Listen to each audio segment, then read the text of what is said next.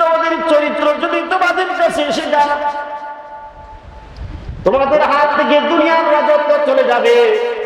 যেমন ইসরায়েলের রাজত্ব তাদের হাতে থাকবে না, তাদের ক্ষমতা থাকবে না, তাদের ক্ষমতা চলে যাবে। এটা আল্লাহর কোরআন, আল্লাহ তাআলা নিজেই জানিয়ে দিয়েছেন। আজকে তোমাদের উপর নির্যাতন করা হচ্ছে, কিন্তু জানিয়ে রাখিও আমার কোরআনের হুকুম এই দুনিয়ার জগতে আমি বাস্তবায়িত করবই করব। এইটাকে প্রতিহত করার মতন কারো কোনো ক্ষমতা নাই, কিন্তু আমি করব। কিন্তু মুসলমানদের কাছ থেকে কিছু রক্ত চাই। ইসলাম তো জিন্দা হতা হয় হর কারবাল্লা কি বাত। ইসলাম জিন্দা হবে প্রত্যেকটা কারবাল্লার পরে। ফিলিস্তিন বিজয় অর্জন হবে, নিশ্চয় নিশ্চয় বিজয় হবে, কিন্তু মুসলমানের রক্তের বিনিময়ে ফিলিস্তিন স্বাধীন হবে। এই বাইতুল্লাহ আমাদের হাতে চলে আসবে আবার। এই ফিলিস্তিনের বাইতুল মাকদাস মুসলমানদের হাতে আসবে নিশ্চিত। তার মধ্যে সন্দেহ নাই, কিন্তু মুসলমানদের রক্তের বিনিময়ে আসবে। বাইতুল্লাহ যেটা কাবা বেদিন মুশরিক কাফেরদের হাতে ছিল, কিন্তু মুসলমানদের রক্তের বিনিময়ে আল্লাহ রাব্বুল আলামিন সেই বাইতুল্লাহকে মুসলমানদের হাতে দিয়েছেন। সেই বাইতুল্লাহ শরীফের ভিতরে মুদ্রা ঢুকিয়েছিল। সেই বাইতুল্লাহর জন্য আপনার নবী, আমার নবী মুহাম্মদুর রাসূলুল্লাহ সাল্লাল্লাহু আলাইহি ওয়াসাল্লাম একদিন না, দুই দিন না, দীর্ঘ 3টা বছর পর্যন্ত জেল কেটেছিলেন। ছোট্ট ছোট্ট নিষ্পাপ শিশু সন্তানের পর্যন্ত জেল কেটেছিলেন। তারপরে আল্লাহ রাব্বুল আলামিন বিশাল কোরবানির বিনিময়ে, সাহাবাদের জীবনের বিনিময়ে, রক্তের বিনিময়ে, স্ত্রী সন্তানের কোরবানির বিনিময়ে আল্লাহ রাব্বুল আলামিন সেই বাইতুল্লাহকে আবার মুসলমানদের হাতে দিয়েছেন। কিন্তু জেনে রাখো, দুনিয়ার মুসলমান জাতিরা, ইসরায়েলি ইহুদিরা দুনিয়ার হয়ে যাবে, খ্রিস্টানেরা দুনিয়ার খোলাফায়ে মুসলিমিন এর মাধ্যমে পৃথিবীকে আল্লাহ তাআলা পরিচালিত করেছে। গত জুমার আলোচনায় আমি বলেছিলাম, এই পৃথিবীটা ভ্রমণ করেছে 4 জন ব্যক্তি,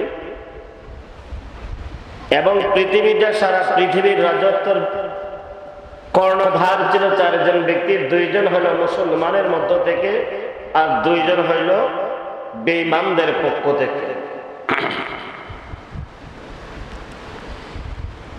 যখনই পৃথিবীর থেকে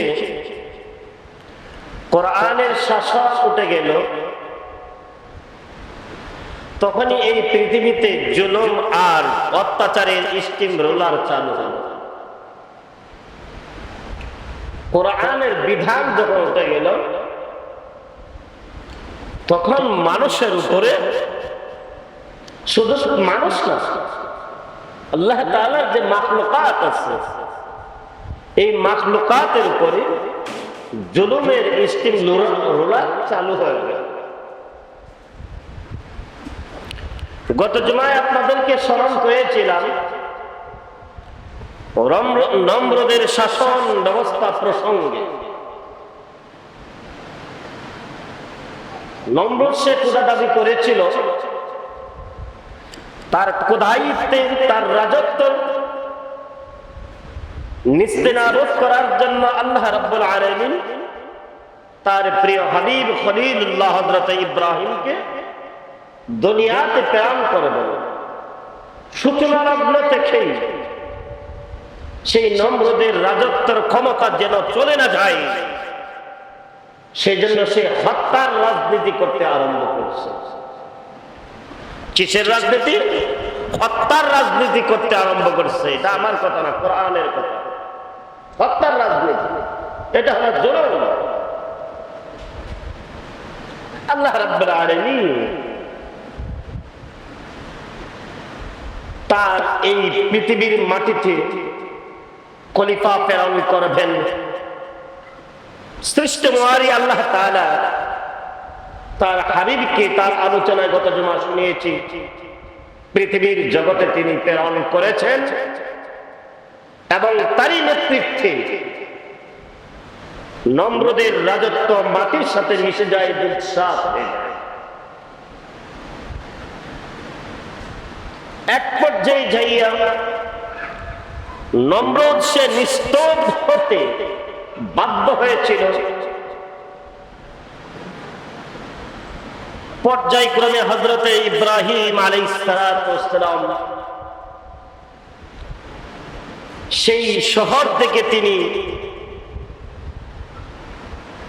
বর্তমান যে ফিলিস্তিন তিনি সেখানে চলে যান। সেখানে তিনি বাইতুল মাকদাসকে নির্মাণ করেছেন।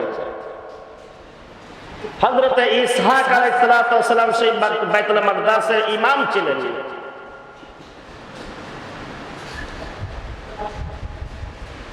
পর্যায়ক্রমে হযরত ইব্রাহিম আলাইহিস সালাম চলে আসলেন।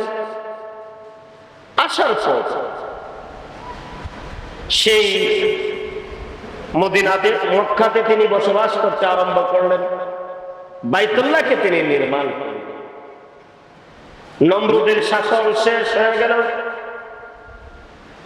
আল্লাহ রাব্বুল আলামিন মুসা আলাইহিস সালামকে দুনিয়াতে প্রেরণ করবেন। তখনকার শাসন ব্যবস্থা ছিল ফিরআউন।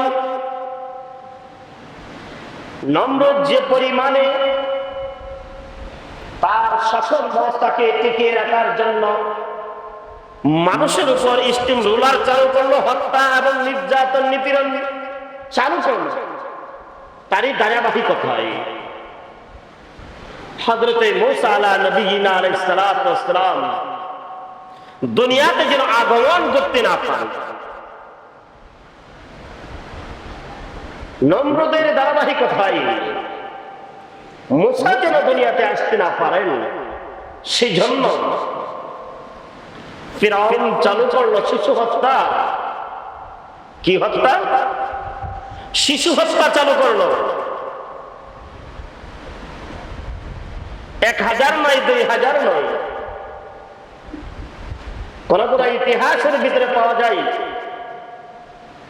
প্রায় 70,000 শিশু কিছু হত্যা করেছে। নাউজুবিল্লাহ বলেন চিল্লাই। অসংখ্য গর্ভধারিণী মা হত্যা করেছিল। স্বামী স্ত্রী একসাথে বসবাস করাকে বন্ধ করে দিয়েছিল। কিন্তু আল্লাহ রাব্বুল আলামিন তার কাদের, তার কুদরত, তার হাবিবকে দুনিয়ার জগতে প্রেরণ করবেন। দুনিয়ার খেলাফতের দায়িত্ব মানুষকে সঠিক দিশারি হিসাবে হযরতে মুসা আলা নবিয়িনা আলাইহিস সালামকে দুনিয়াতে আগমন ঘটাইবেন। আল্লাহর সাথে তো প্রতিবন্ধকতা করে আর কেউ পারছে না, পারবেও না। আল্লাহ রাব্বুল আলামিন হযরতে মুসা আলা নবিয়িনা আলাইহিস সালামকে দুনিয়ার মাটিতে নিয়ে আসলেন। যখন সেটা ফিরআউন টের পেয়ে গেল, তার ইতিহাস আপনারা অসংখ্যবার আমি শুনিয়েছি আপনাদেরকে। আজকে ইতিহাস বলার উদ্দেশ্য নয়, তার একটা ধারাবাহিকতা আপনাদেরকে নিয়ে আসছে। মুসাকে নদীতে ছেড়ে দেওয়া হলো। সেই নৌকা বা বক্স ফিরআউনের ঘরের দরজায় এসে হাজির হলো। আল্লাহ তাআলা সেই মুসাকে ফিরআউনের ঘরে লালন পালন করালেন।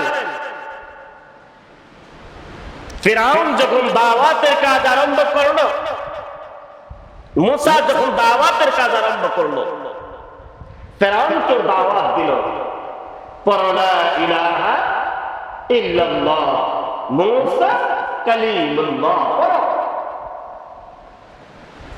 ফিরআউন বুঝতে পেরেছে আমার রাজত্ব, আমার ক্ষমতা, আমার শাসনভার আমার কাছ থেকে চলে যাবে। মুসাকে মারতে হবে। মুসাকে যারা অনুসরণ করে তাকে মারতে হবে, দেশে থাকতে দেওয়া হবে না। এক পর্যায়ে মুসা আলাইহিস সালাম এমন দেশের মধ্যে এমন জুলুম আর অত্যাচার আরম্ভ হলো, মুসা আলাইহিস সালাম দেশ ত্যাগ করতে বাধ্য হলেন। মুসা আলাইহিস সালাম দেশ ছেড়ে চলে যেতে বাধ্য হলেন। আল্লাহ রাব্বুল আলামিনের পক্ষ থেকে নির্দেশ এসেছে। আল্লাহ রাব্বুল আলামিন জানিয়ে দিলেন, মুসা তোমার সম্প্রদায়কে নিয়ে অমুক দিন এটার সময় তুমি এই দেশ ছেড়ে তুমি চলে যাইবা, কিন্তু সেই সংবাদটুকু যেন ফেরাউন জানতে না পারে। যদি ফেরাউন জেনে ফেলে তাহলে তোমাদেরকে আটকিয়ে ফেলবে, তোমাদেরকে মেরে ফেলবে। ওরা এত নিষ্ঠুর, ওরা অত নির্যাতিত। এক পর্যায়ে যাইয়া মুসা আলাইহিস সালাম তিনার সঙ্গে সাহাবী, একজন না দুইজন না, ৬ লক্ষ সঙ্গীদেরকে নিয়ে হযরতে মুসা আলাইহিস সালাম তিনি দেশ ছেড়ে চলে যেতে চান। রাত্রের গভীরে মুসা আলাইহিস সালাম ৬ লক্ষ সঙ্গীদেরকে নিয়ে তিনি ওই দেশ ছেড়ে চলে যাবেন। এই সংবাদটুকু ফেরাউনের কাছে এসে পৌঁছে গেল। ফেরাউন কারগুজারি করে দিল তার সম্প্রদায়কে, ফেরাউনের সম্প্রদায়কে জানিয়ে দিল, ফজরের নামাজের যখন আযান হয় তখন তো তার আযান বলতো না। ফেরাউন বলে, যখন গভীর রজনীতে ঘরের মুরুখ যখন ডাক দেয়, কুহু কুহু বলে যখন ডাক দেয়, তখন তোমরা বের হয়ে যাইবা আর মুসার সঙ্গীদেরকে তোমরা আটকিয়ে হত্যা করবা। আল্লাহর কি কুদরত, আল্লাহর কি মহিমা, আল্লাহর কি তামাশা! যে রাত্রে নির্দেশ দিয়েছিল ফিরাউন মোরগে যখন কি করবে, সকাল বেলা ডাক দিবে, ওই ডাকের আওয়াজ শুনে তোমরা মুসার বাহিনীকে তোমরা গ্রেফতার করবা, তোমরা ঘর থেকে বের হয়ে যাইবা। আল্লাহর কুদরতের সঙ্গে কাহারও কোনো ক্ষমতা চলে না। ওয়া মাকারু ওয়া মাকারাল্লাহ ওয়াল্লাহু খায়রুল মাকিরিন। ওই দিন আল্লাহর কুদরত মুরগে আর ডাক দেয় নাই, মুরগে ডাক দেয় নাই, সূর্য উঠে গেছে, ফেরাউনের বাহিনী উঠে গেল। কি ব্যাপার, কি ব্যাপার! আজকে কেউ টের পায় না। চতুর্দিক দিয়ে একজন না দুইজন না, ১ লক্ষ না ২ লক্ষ না, ১,৭০ লক্ষ বাহিনীকে নিয়া, একজন না দুইজন না, ১,০০০ না ২,০০০ না, ১ লক্ষ না ২ লক্ষ না। মুসা আলাইহিস সালাম এই বিদ্যের সঙ্গী সাথী ৬ লক্ষ দেশ ছেড়ে চলে যাইতেছেন ফেরাউনের অত্যাচারের কারণে। আর ওই দিকদার যখন টের পেয়ে গেল, টের পেয়ে যাওয়ার পর ফেরাউনের বাহিনী ১,৭০ লক্ষ ফেরাউনের বাহিনী মুসা আলাইহিস সালামের পেছন ধাওয়া করলো। সম্মুখে সাগর পড়ে গেল। আল্লাহ রাব্বুল আলামিন হযরত মুসা আলাইহিস সালামকে হিফাজত করার জন্য বিশাল সমুদ্রকে ১২টা রাস্তা পরিণত করে দিলেন। মুসার বাহিনী সেই নদী পার হয়ে গেল, সাগর পার হয়ে গেল। যখন ফেরাউনের বাহিনী নদীর পারে গেল, ফেরাউন ভাষণ দিল, দেখেন কত বড় জুলুম, কত বড় অত্যাচারী সে।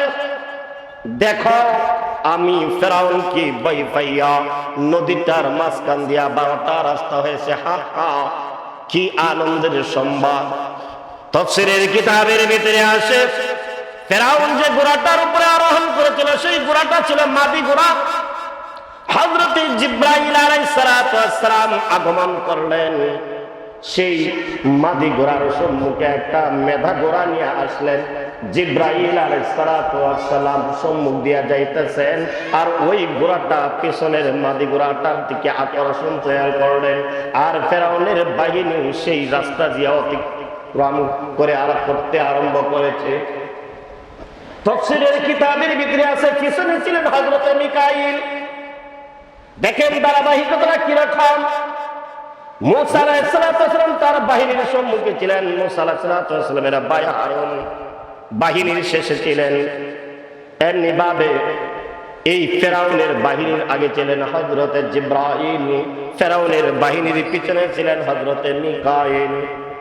মুসার বাহিনী পার হয়ে গেল, ফেরাউনের বাহিনী 1,70,00,000 বাহিনী যখন সমুদ্রের মাঝখানে চলে গেল, আল্লাহ রাব্বুল আলামিন বললেন পানি মিলিত হয়ে যাও, একজন না দুইজন না 1,70,00,000 ফেরাউন বাহিনী, ফেরাউন সহ সেই নদীতে পড়ে মৃত্যুবরণ করলো।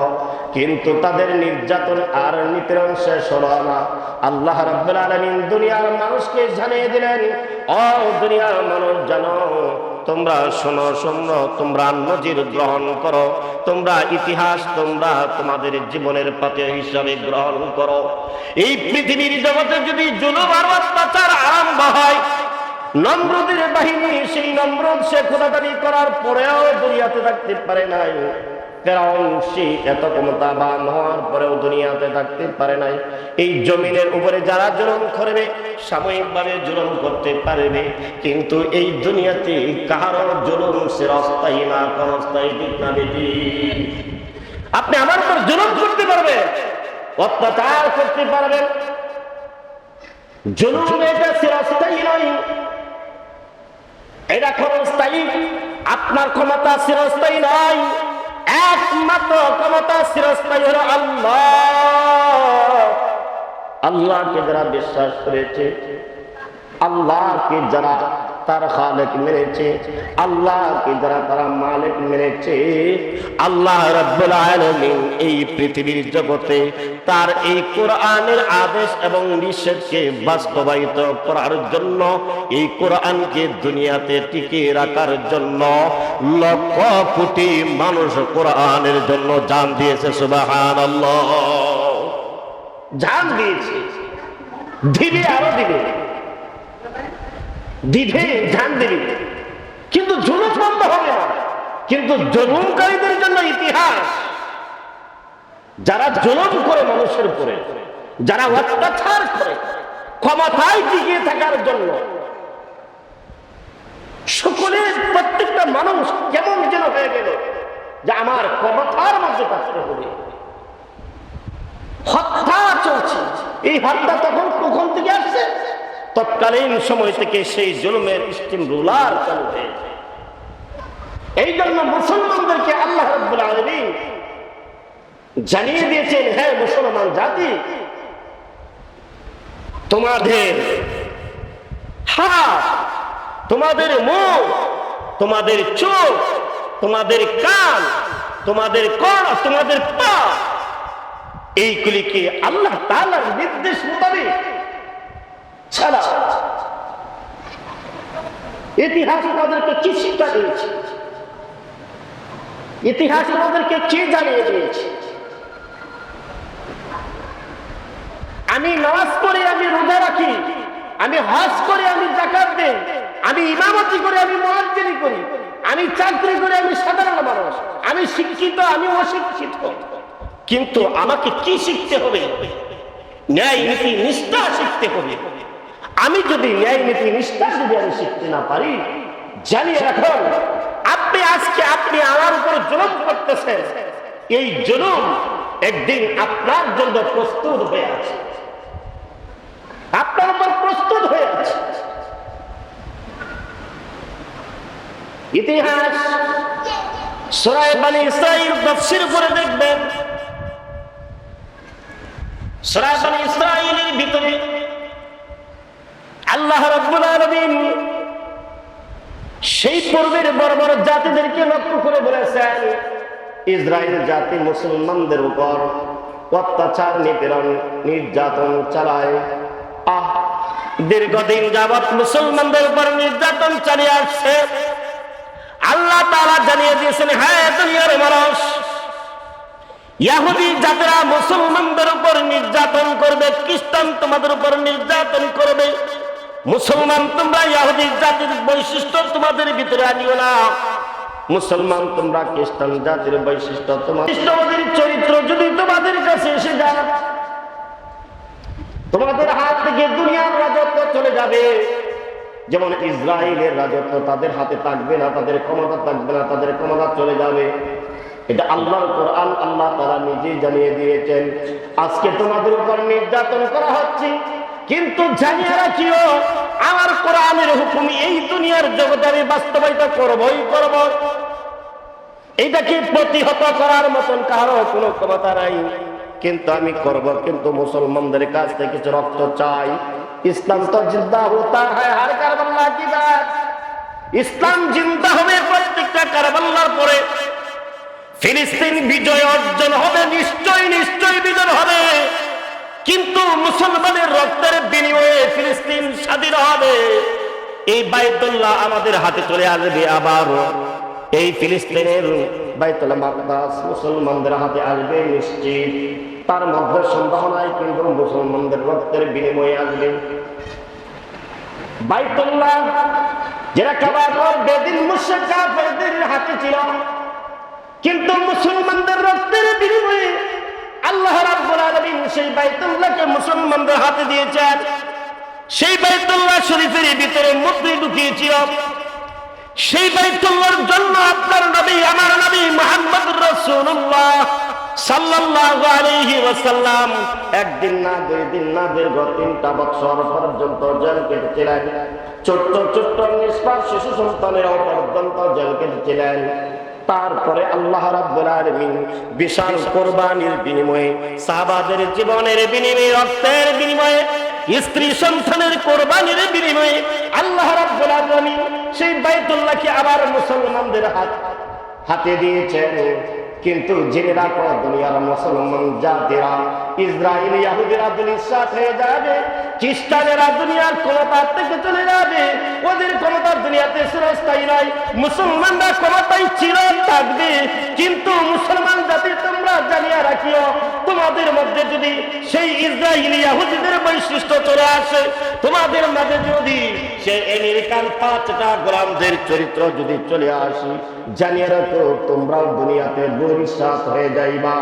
এই বাংলার জমিন 2020 সালের পর থেকে কলঙ্কিত হয়েছে। 2000 সাল পর থেকে কলঙ্কিত হয়েছে। এই বাংলার জমিনে রক্ত দিতেছে, আলেমরা রক্ত দিতেছে, সাধারণ মানুষ রক্ত দিতেছে। সত্যকে প্রতিষ্ঠিত করার জন্য রক্ত দিতেছে, দিতে হবে। কিন্তু রক্তের বিনিময়ে আল্লাহ রাব্বুল আলামিন এই পৃথিবীকে জীবিত করবেন। সুবহানাল্লাহ। ভারতবর্ষে কারীম সিদ্দিকী রাহিমাহুল্লাহ তাআলা এক বয়ানের ভিতরে তিনি বলছেন, বাংলাদেশের একজন আলেমকে সম্বোধন করে কারীম সিদ্দিকী রাহিমাহুল্লাহ তাআলা তিনি বলতেছেন, বাংলার মুসলমান কত আনন্দময় মুসলমান, ওরা ঈমানের জন্য পরীক্ষা দিতে হয় না।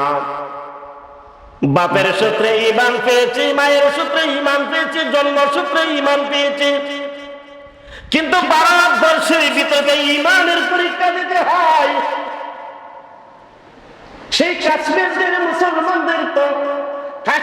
মুসলমানদের ইতিহাস কর্মচারী যদি শুনে, এমন ইতিহাস আছে, মায়ের পেট চিরে সন্তান বের করে তাদেরকে হত্যা করা হয়েছে, মায়ের স্তনকে কেটে হত্যা করা হয়েছে, লজ্জাস্থান দিয়ে রড ঢুকাইয়া হত্যা করা হয়েছে।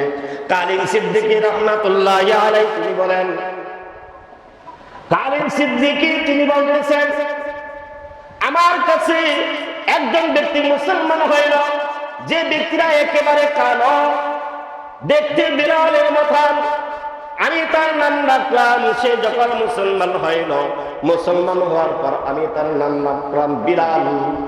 যখনই আমি তার নাম রাখলাম বিলাল, আর আমার হাতে মুসলমান হইল, তার বাবা, তার মা, তার ভাই, তার চাচা, তার আত্মীয় স্বজন আসলো, আসিয়া আমার কাছ থেকে গ্রেফতার করে নিয়ে গেল এবং তার উপরে নির্যাতন চালাইতে আরম্ভ করলো। এক পর্যায়ে দুই হাত দুই পা বাঁধে তার উপর এরকম ভাবে নির্যাতন আরম্ভ করলো। শরীরের চামড়াটাকে ছুরি দিয়ে গুস্তু টুকরো টুকরো করে তার দেহ থেকে রক্ত বের হচ্ছে, তার দেহ থেকে চামড়াটা কষাইতেছে, রক্তের গুস্তের টুকরা পর্যন্ত বের করতেছে। তালিম সিদ্দিকী তিনি বলেন, ও বাংলার জমিনের আলেমেরা, তোমরা তো তোমাদের ঈমানের জন্য পরীক্ষা দাও নাই। হে বাংলার জমিনের মুসলমানেরা, তোমরা তো তোমরা ঈমানের জন্য পরীক্ষা দাও নাই। তালিম সিদ্দিকী তিনি বলেন, আমার নিজের চক্ষে আমি দেখেছি ওই যুবক যখন কালিমা পড়ে মুসলমান হইল, তার ভাই বরাবর আত্মীয় স্বজন তারা কি করলো, তাকে গ্রেফতার করে নিয়ে গেল। তার শরীরটাকে বেলিট দিয়া যেরকম ছিঁড়লে টুকরো টুকরো হয়ে যায়, তার শরীরটাকে ছুরি দিয়া ছিঁড়ে ছিঁড়ে চামড়াটা বের করা হচ্ছে, গুস্তের টুকরাগুলি বের করা হচ্ছে। এক পর্যায়ে গ্রাম বলতেছে, বাবা তুমি আমাকে মারতে পারো, আমার সমস্ত শরীরটাকে টুকরো টুকরো করে আমার দেহের ভিতরে তুমি মরিচ দিয়া ডেকে মরিচ দিয়া আমাকে জাল দিতে পারো, কিন্তু আমার কলবের ভিতরে যে আল্লাহর কালিমার মুহাব্বত ঢুকেছে, আল্লাহর কালিমার প্রেম আর ভালোবাসা ঢুকেছে, ওই ভালোবাসা আর দূর করা যাবে না, আমি তারতে পারবো না। আমি বলে নিচ্ছি লা ইলাহা ইল্লাল্লাহু মুহাম্মাদুর রাসূলুল্লাহ। পিতা ছেলেকে সম্বোধন করে বলতেছেন, হ্যাঁ ছেলে, এখনো তোমার সময় আছে, সময় আছে, তুমি এখনো মুসলমানের ধর্ম ছেড়ে দাও। যদি তুমি মুসলমানিত্ব ছেড়ে দাও, আবার হিন্দু ধর্মে তুমি চলে আসো, তাহলে তোমার উপরে যে জুলুম চলছে ওই জুলুম বন্ধ করে দেওয়া হবে।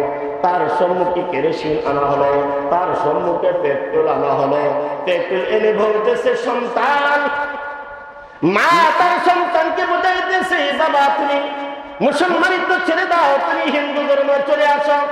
বাবা তার সন্তানকে বুঝাইতেছে, বাবা তা বলতেছে, না না বাবা, কখনো সম্ভবপর হবে না, আমি যে কালিমা পড়েছি ওই কালিমা থেকে আমি সরে আসতে পারবো না, সুতরাং আমাকে তোমরা যত প্রকার নির্যাতন দিতে হয় তত প্রকার নির্যাতন আমাকে দাও, তারপরে কালিমা থেকে আমি সরে যাব না। তালিম সিদ্দিকী তিনি বলেন, আমি দেখেছি ওই কালো গোলামকে পেট্রোল এবং কেরোসিন দিয়ে তাকে জ্বালিয়ে দেওয়া হয়েছে, তারপরে ওই কালো গোলাম জবান থেকে একবার উচ্চারিত এই কথাটা হয় নাই, আমি লা ইলাহা ইল্লাল্লাহ ছেড়ে দিলাম, আমি কোরআনের পক্ষে থাকবো না, আমি সত্যের পক্ষে থাকবো না। তাহলে পৃথিবীর সুলগ্ন দেখে হযরত ইব্রাহিম আলাইহিস সালামের আগমনের উপলক্ষ করে নমরুদ যে ষড়যন্ত্র করেছিল, মূসা আলাইহিস সালাম আগমনকে উপলক্ষ করে ফিরআউন যে ষড়যন্ত্র করেছিল, এবং হযরত মুহাম্মদুর রাসূলুল্লাহ সাল্লাল্লাহু আলাইহি ওয়াসাল্লামের সত্যের বাণী প্রতিষ্ঠিত করার লক্ষ্যে উপলক্ষ করে হযরত মুহাম্মদুর রাসূলুল্লাহ সাল্লাল্লাহু আলাইহি ওয়াসাল্লামকে দেশ ছেড়ে চলে যেতে হয়েছে, হত্যার ষড়যন্ত্রের ভিতরে পড়তে হয়েছে, জেলখানায় আবদ্ধ হতে বাধ্য হয়েছে শিশু সন্তানগুলির জবান থেকে। তারপরেও কিন্তু লা ইলাহা ইল্লাল্লাহর আওয়াজটুকু বন্ধ হয় নাই। বর্তমান সমাজের মুসলমানেরা, তোমরা ফিলিস্তিনের ছোট্ট ছোট্ট বাচ্চাদেরকে তোমরা লক্ষ্য করে দেখো, ওদের উপরে যে কত সুন্দরভাবে স্টিম রুলার চলতেছে, বিমান দিয়া বম ফালাইতেছে, স্টিমার দিয়া গুলি চালানো হচ্ছে, কিন্তু ছোট্ট ছোট্ট বাচ্চাগুলি আল্লাহু আকবার আল্লাহু আকবার বলে তাকবীর দিতেছে, ঠিক না বেটি? কিন্তু মুসলমান, তোমাদের উপর জুলুম কিন্তু এক পর্যায়ে আসতেছে, আসবে, সত্য কথা বলতে আসবে। তোমার অধিকার রক্ষা করতে যাওয়ার পরেও তোমার অধিকার যখন তুমি চাইবা, অধিকার আদায় করতে চাইবা, তোমার উপর স্টিম রোলার চলতে পারে, কিন্তু তারপরে তোমার ঈমান থেকে সরে যাইতে পারবে না, তোমার দাবি থেকে তুমি সরে যাইতে পারবে না। দাবিটা কি সব দাবি? কিন্তু একটা ঘটনা, সন্তান তো বাবার কাছে দাবি করতেই পারে, সন্তান বাবার কাছে দাবি করতে পারে না, অধিকার তার নাই। সন্তান যদি বাজারে যদি সন্তানকে নিয়ে যায়, এখন সন্তানে কি পাইলো, দেখলো ছানাচুরের প্যাকেট, বাবা ছানাচুর কিনে দেয়, এর সন্তানের অধিকার আছে না? একটু পরে দেখলো লজেস, বাবা আমাকে একটা লজেস দাও, লজেস চাওয়ার কি অধিকার তার আছে না? কিছুক্ষণ পরে দেখলো মিষ্টি, মিষ্টি চাওয়ার অধিকার কি সন্তানের আছে না? কিছুক্ষণ পরে দেখলো আঙ্গুর, আঙ্গুর চাওয়ার কি অধিকার সন্তানের আছে না বাবার কাছে? তাই বলে যদি এখন পিতা যদি বলে এই সন্তান দুষ্ট সন্তান, তোকে আর রাখবো না, তুই এতগুলি কেন চাচ্ছ,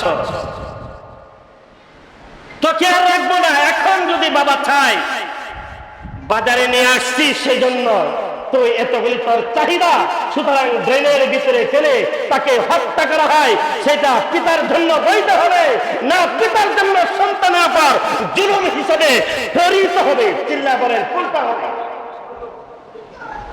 পিতার জন্য সন্তানের উপর জুলুম। এই বাংলার জমি রক্ত রঞ্জিত হচ্ছে, মুসলমান সতর্ক মুসলমান, এই বাংলার জমিনের উপরে সেই ফেরাউনের দালাল, সেই নমরুদের দালাল আজও পর্যন্ত আছে, তাদের সেই চুয়া এই বাংলার জমিনের উপর থাকবে। বাস্তবের কিছু যখন হেফাজতে ইসলাম তাদের দাবি নিয়ে দাঁড়াইল, দাবি নিয়ে দাঁড়ানোর পর হেফাজতে ইসলাম নিষ্পাপ শিশু সন্তানদেরকে সেই শাপলা চত্বরে রাতের আধারে গুলি করে হত্যা করে একেবারে সেটাকে পবিত্র পানির মতন একবারে নিষ্পাপ বধ হিসাবে প্রস্তুত করা হয়েছে। ঠিক আছে, হেফাজতে ইসলামকে বৈধ হিসেবে সম্বোধন করা হয়েছে, আজও পর্যন্ত তার কোনো প্রতিক্রিয়া নয়। সেই কোরআনের পাখিদের রক্তে বাংলার জমিন লাভ হয়েছে, কিন্তু বাংলার জমিন আজও পর্যন্ত হাহাকার, আজও পর্যন্ত কাঁপতেছে, সেই বাংলার জমিন কাঁপতেছে। কেন কাঁপতেছে? কেন কাঁপতেছে তার দলিল কি? আমি কোন রাজনৈতিক বক্তৃতা দিচ্ছি না। কেন কাঁপতেছে? নবীকে যেদিন জেলে ঢুকানো হচ্ছে সেই দুই পাহাড় কেঁদেছিল, অসংখ্য হাদিস তার প্রমাণ। দুই পাহাড় কেঁদেছিল, আকাশ কেঁদেছিল, জমিন কেঁদেছিল। আল উলামা ওয়ারাসাতুল আম্বিয়া, নবীর জন্য যদি পাহাড় কেঁদে থাকে, নবীর জন্য যদি আকাশ কেঁদে থাকে, নবীর জন্য যদি চন্দ্র কেঁদে থাকে, নবীর জন্য যদি জমিন কেঁদে থাকে, তার নবীর সন্তানের জন্য কি এই জমিন কাটতে পারে না? কেঁদেছিল যদি নিষ্পাপ সন্তানদেরকে হত্যা করা হলো। পর্যায়ক্রম সেই সংস্কৃতিকারীদের এক ঢল সেই টঙ্গীর ময়দান নিষ্পাপ শিশু সন্তান কোরআনের প্রেমিকদেরকে নির্মমভাবে হত্যা করা হয়েছে, শহীদ করা হয়েছে। কোরআন পড়তেছিল, সেটাও বৈধ ঘোষণা হয়েছে। পর্যায়ক্রমে সেদিনের ঘটনা, ছাত্র তাদের আন্দোলন, যেরকম সন্তান পিতার কাছে সারাসুর চাইতে পারে তাদের অধিকার আছে, মিষ্টি চাইতে পারে তাদের অধিকার আছে, তেমনি ভাবে ছাত্র অভিভাবক হলো বাংলাদেশ সরকার, তার কাছে তার অনেক কিছু দাবি থাকতে পারে, কিন্তু সেই দাবি আদায় করতে যাইয়া যে সমস্ত সন্তান আজকে দুনিয়ার থেকে চলে গেছে, যাদের মা আর বাবার বকখালি হয়েছে, সেই সন্তানগুলিকে আর ফিরে আসবে? এরা তো আমাদের ভবিষ্যৎ। যে সমস্ত কোরআনে হাফেজ বিদায় হয়েছে, ওরা তো আমাদের ভবিষ্যৎ ছিল। টঙ্গীর ময়দানে যে সমস্ত আলেম ওলামা দিনের কর্ণধার শহীদ হয়েছে, এরা তো আমাদের ভবিষ্যৎ ছিল। এই বর্তমান ভার্সিটি আর স্কুল কলেজের ছাত্র যে সমস্ত ভাইরা আমার এই বাংলার জমিনের দাবির জন্য, তাদের ন্যায্য দাবির জন্য, অধিকার আদায়ের জন্য তারা রাস্তায় নামলো, যে সমস্ত ভাইরা গুলি করে হত্যা করেছে, আমার প্রশ্ন হলো ওই সমস্ত ভাইদের সন্তানাদিকে ভার্সিটি আর কলেজে লেখাপড়া করে নাই? কি কথা বলেন না কেন? কথা বলেন না কেন? আপনার সন্তান পুলিশ অফিসার হয়েছে, তার কি সন্তান নাই? আপনার সন্তান এসপি হয়েছে, তার কি সন্তানাদি নাই? তার কি সন্তানাদি ভার্সিটিতে লেখাপড়া করে নাই? তাহলে তার সন্তানের অধিকার তো ওই সন্তানটা দাবি করেছে, পুলিশ অফিসারের সন্তানের অধিকার তো ওই সন্তানটা দাবি করেছে। কারণ তাদের ন্যায্য দাবির জন্য যে সমস্ত সন্তান আজকে নির্বিচারে আজকে শহীদ হয়েছে, এই সন্তানগুলিকে আবার দুনিয়াতে ফিরে আসবে। এই যে জুলুম আর অত্যাচার চলছে, আল্লাহ রাব্বুল আলামিন বলে দিয়েছেন, হে দুনিয়ার মানুষ, এই জুলুম থেকে বাঁচতে হলে তোমরা কোরআনের ছায়ার তলে চলে আসো। কার তলে চলে আসো? আল্লাহ বলেন কার তলে? কারণ কোরআন এমন একটি গ্রন্থ, কোরআন এমন একটি বিষয়, যদি তুমি সৌদি আরবের মক্কার ঘরের ভিতরে যে গ্রন্থ লেখা আছে, যে কোরআন শরীফ নামে যে গ্রন্থ লেখা আছে, সেই গ্রন্থের ভিতরে যদি তুমি যাইয়া প্রথম নম্বর সূরাটুকু তুমি তিলাওয়াত করো, সেই সূরার ভিতরে যে আয়াতটুকু পাইবা, প্রথম নম্বর সূরার ভিতরে আছে বিসমিল্লাহির রহমানির রহিম, আলহামদুলিল্লাহি রাব্বিল আলামিন। এই যে কোরআন, এই কোরআন বাংলার জমিনের কোরআন যদি আসো, এই আয়াতে তুমি পাইবা। ইন্ডিয়ার কোরআনের মধ্যে যদি তুমি যাও, ওই সৌদি আরবের মক্কা ঘরের ভিতরে যে সমস্ত কোরআনের আয়াত ছিল, বাংলার জমিনে এই বাইতুল মামুর জামে মসজিদের ভিতরে যে কোরআন আছে, এই বাইতুল মামুরের মসজিদের ইমাম সাহেব যে সূরা ফাতিহা পড়ে নামাজ পড়ায়, সেই বাইতুল্লাহ শরীফের ইমাম সাহেব এই সূরা ফাতিহা পড়ে নামাজ পড়ায়। ঠিক না দেখি? চিল্লা বলেন, আলাদা কি সূরা আছে? মদিনার ইমাম সাহেব যে সূরা ফাতিহা পড়ে নামাজ পড়ায়, এই মসজিদের ইমাম সাহেব এই সূরা ফাতিহা পড়ে নামাজ পড়ায়। আফগানিস্তানের ইমাম সাহেব যে সূরা ফাতিহা পড়ে নামাজ পড়ায়, পাকিস্তানের ইমাম সাহেব সেই সূরা ফাতিহা পড়ে নামাজ পড়ায়। একক রাষ্ট্রের একক সংবিধান হতে পারে, কিন্তু আমার আল্লাহ তাআলা যে সংবিধান দান করেছেন, এই সংবিধানের প্রথম নম্বর শর্ত হলো আলহামদুলিল্লাহি রাব্বিল আলামিন। আমার সংবিধানের সর্বপ্রথম শর্ত হলো আমি রব্বুল আলামিনের প্রশংসা, তারিফ, গুণগান তোমার জবান থেকে বের হতে হবে। এইটা তোমাকে বের করতে হবে। রব্বুল আলামিন, তোমাকে যিনি সৃষ্টি করেছেন, ইহজগৎ পরজগৎ যিনি সৃষ্টি করেছেন, সব কিছুর মালিক একমাত্র আমি আল্লাহ।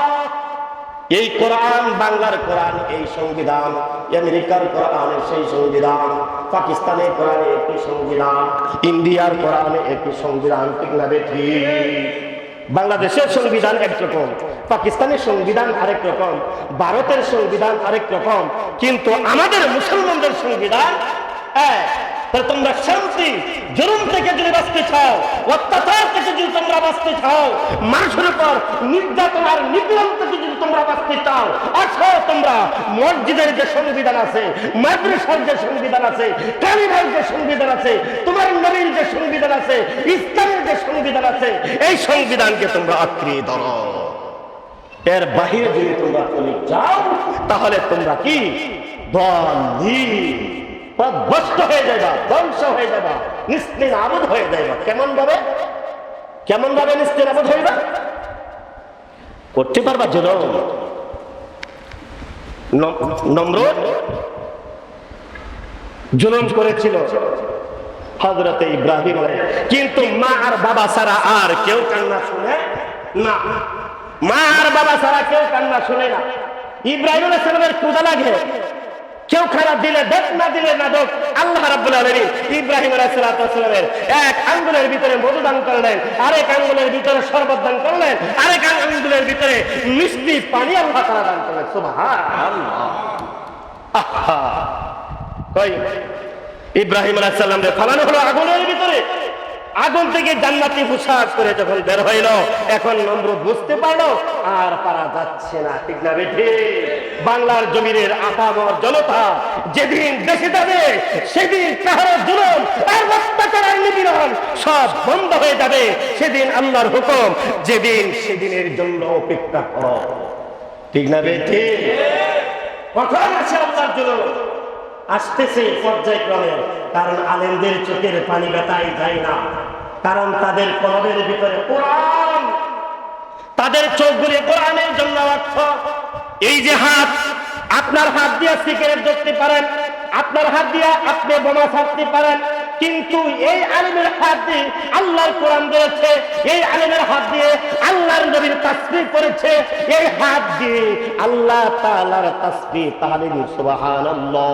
রাত্রির আধারে বসে বসে, নির্জনে বসে বসে আপনার একটা ছোট্ট 7 বছরের বাচ্চা সে সুবহানাল্লাহ সুবহানাল্লাহ সুবহানাল্লাহ তাসবিহ পড়তেছে, ঠিক না বেটি? এই সমস্ত সন্তান যখন মাটিতে পড়ে গড়াগড়ি করছে, আল্লাহ কি দেখে নাই? আল্লাহ কি শুনে নাই? ওদের চোখের পানি কখনো হযরত রশিদ আহমদ গঙ্গোবীকে যখন জেলখানায় নেওয়া হলো, বাঘ ছেড়ে দেওয়া হলো, সাথে যিনি ছিলেন উনি বলেছিলেন, হুজুর আমাদেরকে আঘাত করার জন্য তো বাঘ ছেড়ে দেওয়া হলো, তোমার কাজ তুমি করো, বাঘের কাজ বাঘে করে। বলেন না সুবহানাল্লাহ? তোমার কাজ তুমি করো, বাঘের কাজ বাঘে করবে। উনি কি করলেন? নামাজে দেখলেন ওই বাঘ যে ছাড়া হয়েছিল রশিদ আহমদ গঙ্গোবীকে আঘাত করার জন্য, ওই বাঘ সেও সেজদা করতেছে। বলেন সুবহানাল্লাহ? সাপ, বিষাক্ত সাপ ছেড়ে দেওয়া হলো। সাপ যখন উনি জিকির করে, সাপও কি করতে আরম্ভ করলো? সুবহানাল্লাহ সুবহানাল্লাহ। ও আমার ভাইরা, আসুন আমরা মনে মনে প্রতিজ্ঞাবদ্ধ হই, আমাদের পরিবার থেকে নিয়ে রাষ্ট্রীয় জিন্দগি পর্যন্ত, আমাদের পরিবার থেকে নিয়ে রাষ্ট্রীয় জিন্দগি পর্যন্ত একই স্লোগান, একই কাজ। আমি আমার সন্তানের উপর জুলুম করব না, আমি আমার স্ত্রীর উপর জুলুম করব না। আমাদের স্ত্রীগণ যদি প্রতিজ্ঞাবদ্ধ হয় যে আমার স্বামীর উপর আমি জুলুম করব না, আর স্বামীরা যদি প্রতিজ্ঞাবদ্ধ হয়ে যায় যে আমার স্ত্রীর উপর আমি জুলুম করব না, তাহলে পরিবার শান্ত। সমাজের ভাইয়েরা, তুমি যদি প্রতিজ্ঞাবদ্ধ হও যে আমার প্রতিবেশী ভাইদের উপর আমি জুলুম করব না, অত্যাচার করব না, তাদের সম্পদ হরণ করব না, তাদের উপর নির্যাতন করব না, সমাজ পরিবর্তনশীল। এমনি ভাবে আমাদের কাউন্সিলর, এমনি ভাবে আমাদের মেয়র, এমনি ভাবে আমাদের এমপি মহোদয়গণ, এমনি ভাবে রাষ্ট্রপ্রধান, আলহামদুলিল্লাহ দেশ ঠিক হয়ে যাবে। কিন্তু সেটা কেন হচ্ছে না? আমরা কোরআনের সংবিধান মানতে বাধ্য না, ঠিক না বেটি? কোরআন মানতে রাজি না, মসজিদের মিম্বার মানতে রাজি না, আল্লাহর কোরআনের বিধান মানতে রাজি না। সুতরাং আমাদের উপর আল্লাহর পক্ষ থেকে একের পর এক জুলুম আসতেছে। এই যে বাংলার জমিনের এতগুলি সম্পদ নষ্ট হয়ে গেল, হাজার হাজার কোটি টাকার রাষ্ট্রীয় সম্পদ ধ্বংস, এইটা বাংলার জমিনের জন্য এক পর্যায়ে কত? এই বাংলার জমিনের সম্পদ, এটা আপনার আমার টাকা, এই আপনার আমার 1 টাকা 2 টাকা ট্যাক্স কোথায় গেল? মাটির সাথে মিশে গেল। কিন্তু আমাদের বুঝ না থাকার কারণে আজকে এত বড় দুর্ঘটনা হয়ে গেল। বাংলার জমিনের জন্য দোয়া চাই, যে সমস্ত ভাইরা শহীদ হয়েছেন তাদের জন্য দোয়া চাই। বাংলার এই গরম আবহাওয়া যেন আল্লাহ তাআলা ঠান্ডা করে দেন। এই বাংলার প্রতিহিংসা যেন দূর, রাজনীতি করতেছেন তাদের মধ্যে যেন আল্লাহ তাআলা তার ভ্রাতৃত্বের সম্পর্ক আল্লাহ স্থাপন করে দেন। রাজনৈতিক ভাইদের মধ্যে আল্লাহ তাআলা যেন মহব্বত পয়দা করে দেন, আমাদের সমাজে যেন মহব্বত পয়দা করে দেন, আমাদের পরিবারে যেন আল্লাহ তাআলা মহব্বত আর সম্পর্ক স্থাপন ভালো হয়ে যায়, আমাদের সমাজটা যেন আল্লাহর কোরআনের দিকে চলে আসে। আল্লাহ রাব্বুল আলামিন আমরা এই পর্যন্ত যে কয়েকটি কথা বলেছি, আল্লাহ যেন আমাদের সকলকে আমল করার তৌফিক দান করে। আমিন। ওয়া আখিরু দাওয়ানা আলহামদুলিল্লাহি রাব্বিল আলামিন। আসসালামু আলাইকুম।